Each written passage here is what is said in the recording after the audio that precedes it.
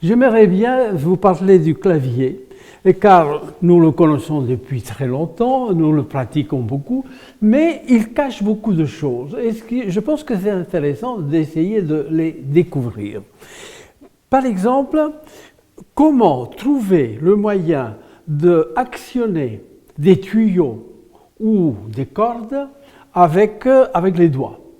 Et surtout, avec une main dont la paume fait à peu près 20 cm et pouvoir avoir dans la paume de la main, disons, l'unité sonore qui est l'octave. Et cette octave se compose de 12 sons. Si nous divisons ces 20 cm en 12 morceaux, ils seront trop étroits pour les doigts.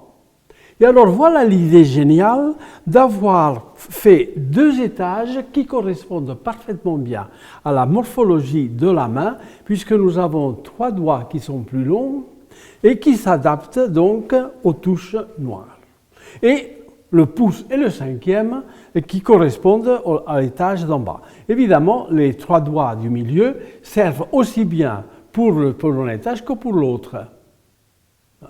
Ce qui fait que, normalement, quand on regarde au niveau mélodique, c'est aussi une leçon, au niveau mélodique, toutes les gammes qui se font dans toutes les tonalités, on n'emploie jamais le pouce et le 5e doigt pour les touches noires. Par contre, on emploie le pouce et le 5e doigt dans ce qui est arpège ou accord, donc au niveau harmonique. C'est intéressant.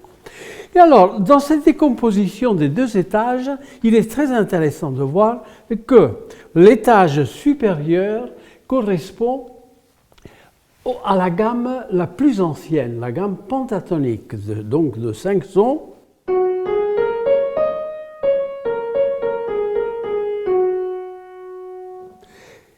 Et l'étage inférieur, les touches blanches, correspondent à la gamme diatonique,